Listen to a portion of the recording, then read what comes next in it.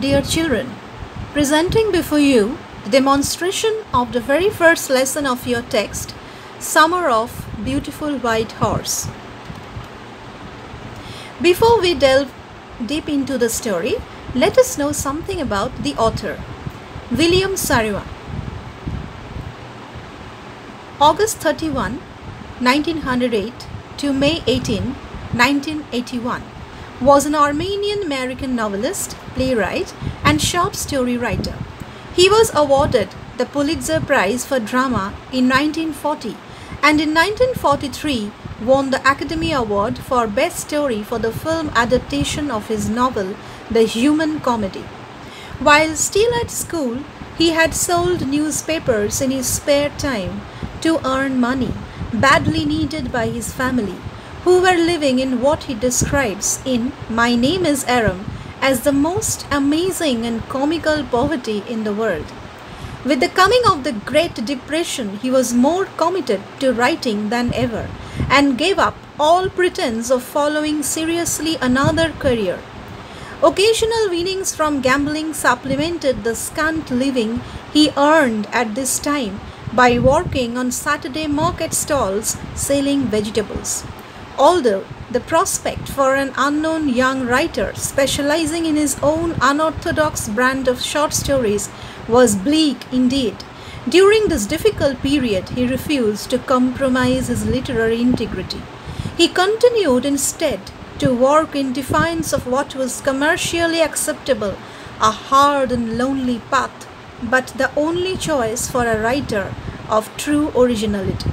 So, my dear students, it is clear that the writer,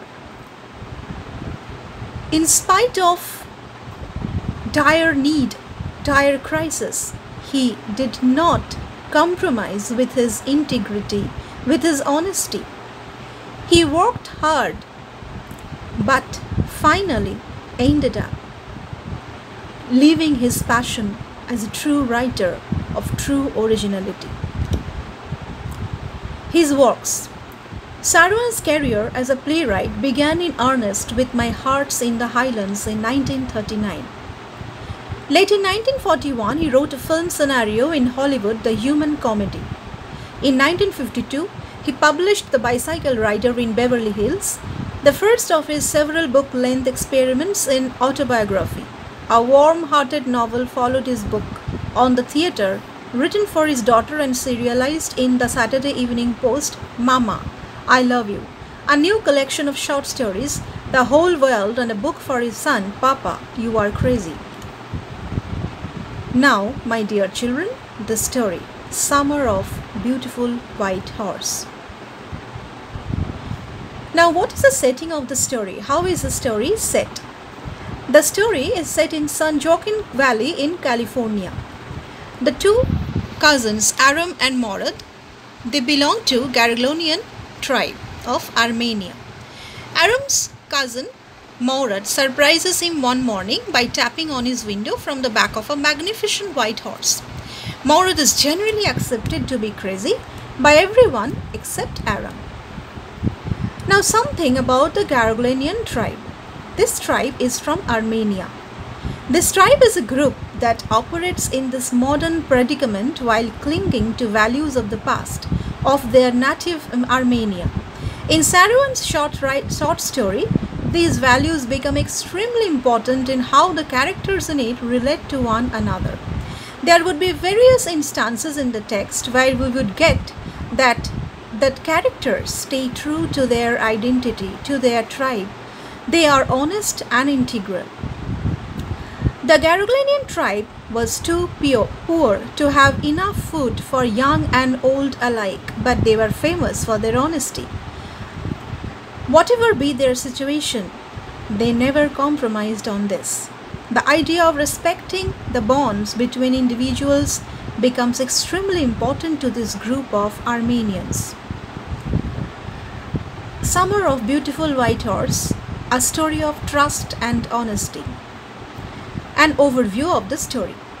Now, children, the whole story revolves around the two kids, Aram and Morad.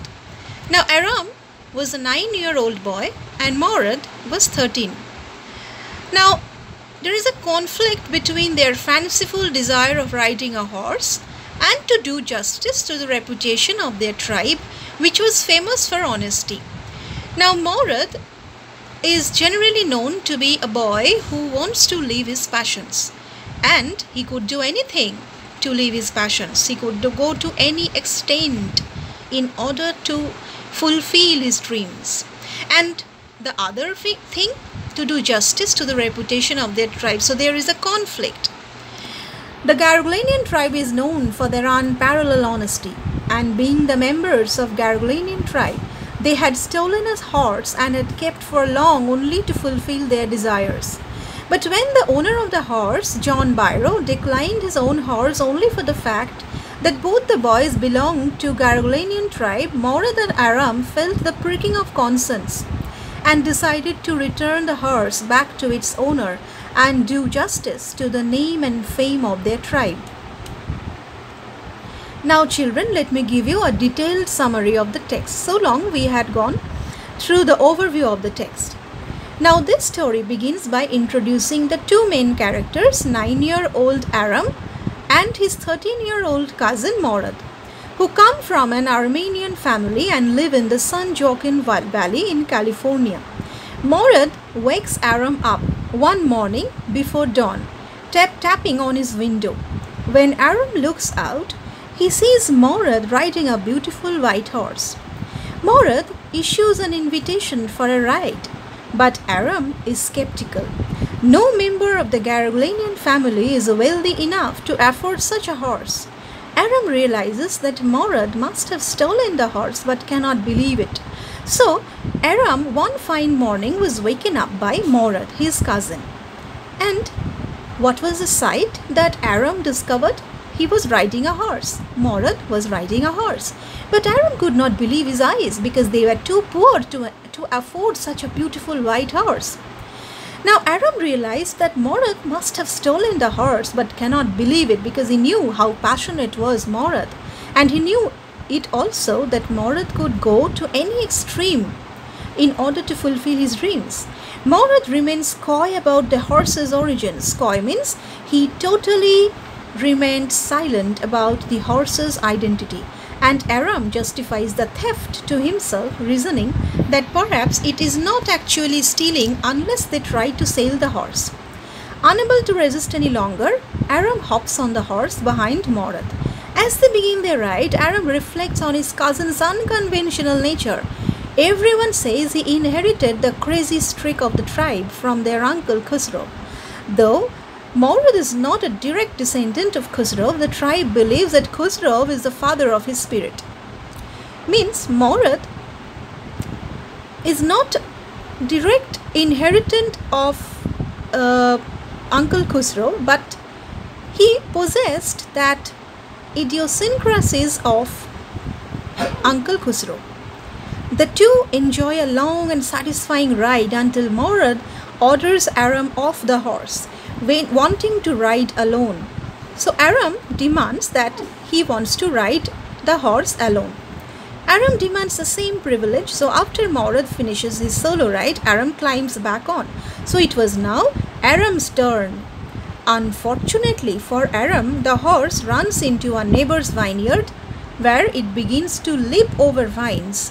Aram is soon tossed from the horse, so Aram falls down, whereas Morad had a very good control over the horse. Morad comes running and both boys frantically look for the horse. They eventually find it and hide it in the burn at an abandoned vineyard. At this point, Aram realizes that Morad has been hiding and riding the horse for some time and only told him about it that morning. When Aram questions him about this, Morad again refuses to give details, claiming he does not want Aram to have to lie if they are caught. The boys return home. So Morad decides not to tell anything to Aram about the horse's true identity. So they both return to their home. Later in the day, a farmer by the name of John Byro visits Aram's house. Byro mentions that his horse was stolen a month ago and is still missing. Upon hearing this, Aram confronts Morad. Because see, children, Aram realized something. What? That Morad, the way he is having a control over the horse, it cannot be that only a day back Morad brought the horse. It was new to him. No, it was not such. He suspected something about Morad, and it was clarified when Biro, the true owner of the horse, came to their house and said that his horse was stolen a month ago and is still missing. Upon hearing this, Aram confronts Morad that what happened. Tell me the true identity of the horse. He wants Morad to promise that the horse won't be returned until he can learn how to ride. So Aram also wants to ride the horse and wants to learn. To this, Morad complains that it will take a year for Aram to master riding a horse. Now Morad complained that, see, Aram, it will take a year for you to master riding a horse. The boys settle on returning the horse after 6 months and ride it every morning. Now one day, 2 weeks later, the boys are riding the horse back to the deserted vineyard and run in to join Biro. Biro observes that the horse resembles the one he lost. Even its teeth are the same. If not for the honest reputation of the family, Biro says he would think the boys had stolen his horse. He remarks that a suspicious man would believe his eyes instead of his heart and goes on his way. Chastened by Biro's faith in their family, the two boys say goodbye to the horse and return it to Biro's barn early the next morning. So finally, children, what happened? Aram and Morad could not go beyond their integrity, beyond their honesty. No matter how did they try, but finally they failed. And who won? Truth, honesty and integrity. Biro brings the horse to Aram's house, claiming that it is stronger than ever and better tempered than before. Now, let me give you a brief character sketch of the important characters of the text. First is Aram, the narrator. Aram is a moral compass of the summer of the beautiful white horse, the story. He is mindful of the distinction between right and wrong in his narration, and within this moral code, he finds no harm in the boy's enjoyment of the horse. So, Aram stands as the moral spokesperson of the morality of a person's morality. So finally, initially Morad stole the horse, but finally they could end up returning the horse to the owner, to the original owner of the horse. They were conscience stricken. He does not seek to disrupt the balances in the family or in the community, and while he does love the horse, he does understand that in taking it, he and his cousin are doing something that is not entirely right.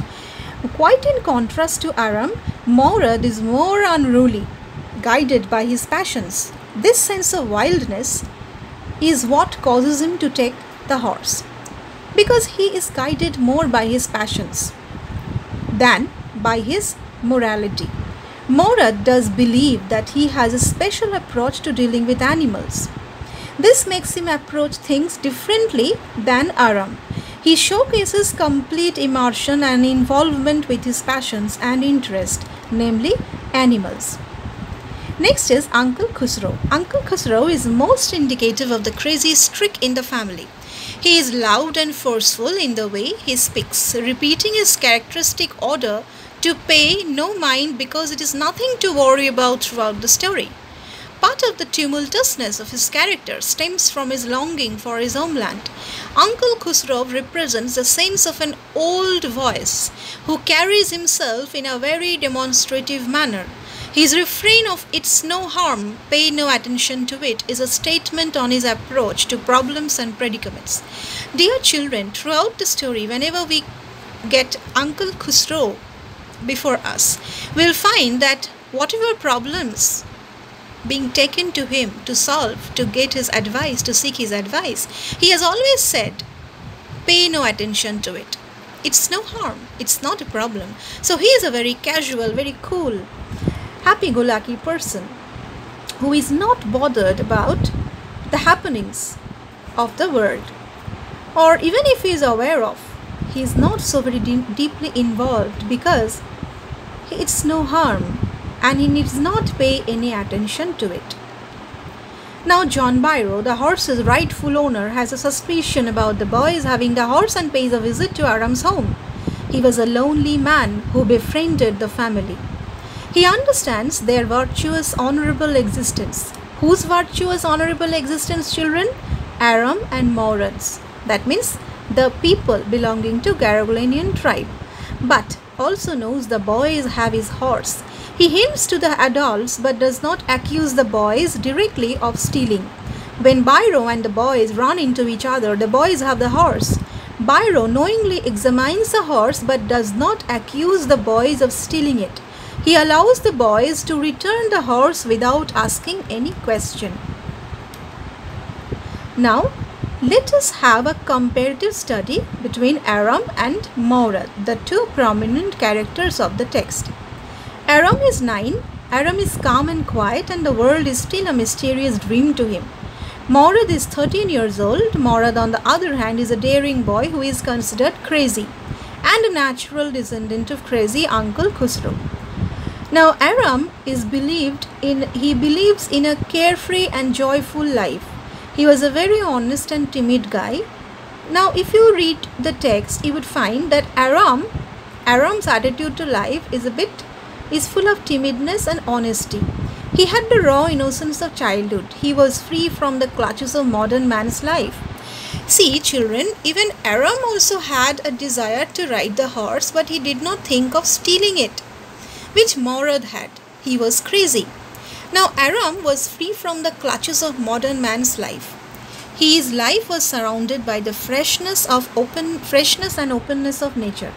But Maurad's passion for riding made him fearless rider. He had a way with horses and knew how to tame them against running wild. He took good care of the horse, which shows his dexterity in this field. Also, he seems to be emotionally attached to the horse because he had immense love for animals. That was his passion. Now, Aram, his passion for riding made him a fearless rider. Now, Aram, in spite of being younger, was more practical. He was not as crazy as his family's reputation, as his elder cousin. He was not as crazy as his elder cousin. He was worried about his family's reputation. He was neither a good rider nor as spontaneously efficient as his cousin. The two cousins had a wonderful rapport between them and they got along pretty well. So Aram, children, he was not as spontaneous as his cousin Maurad, whereas Maurad was considered one of the craziest members of the narrator's family. He was full of life and loved following his passions without caring for people around him, whereas Aram was a very caring person, but not that spontaneous and selfish as Maurad. He could do anything to do the things he loved. He even risked his tribe's reputation for his passion for riding. Maurad had the knack of handling almost any critical situation. His heart was beating with love for animals. Now, let us discuss about the major aspects of the text. Maurad and Aram were Armenian boys. Number 1, they belonged to the Garogulenian tribe, which was known for its honesty, pride and integrity for 11 centuries. And if you delve deep into the text, you will find that this holds true for Maurad and Aram too. Because Maurad initially, even if he steals, but ends up returning the thing to a horse to the rightful owner of the horse, that is John Biro. Symbolical significance, number 2, symbolical significance of the horse. At 4 o'clock one morning, Aram's cousin Maurad taps on his window and reveals that he has a magnificent white horse. Now, what is the symbolical significance of the horse? To Aram, the horse symbolizes the essence of his highest hopes and aspirations. These longings appeared to be unattainable to him because he knew that the Garogulenian tribe was in such a poverty-stricken state that it was impossible for them to afford such an expensive horse. So horse remains an essence of his highest hopes and aspirations. And when Maurad brought the horse to him, it was like a dream come true. One of the major themes of The Summer of the Beautiful White Horse by William Saroyaza is honor. The young boy, Aram, explains the underlying philosophies of his large extended family. Although they were poor, they had pride and morals. The story Summer of the Beautiful White Horse has a deep moral lesson in it. The basic morality is that one should never steal. Through the imagery of Morad stealing the horse, the author tries to portray the macrocosmic effect of stealing. So when you steal, you become low in your self-esteem. So before you steal, you must think of your reputation, of your own esteem, of your family, of your background, everything. So this was about the text. Children, please go and read the text again and again and refer to the lecture video. Thank you so much.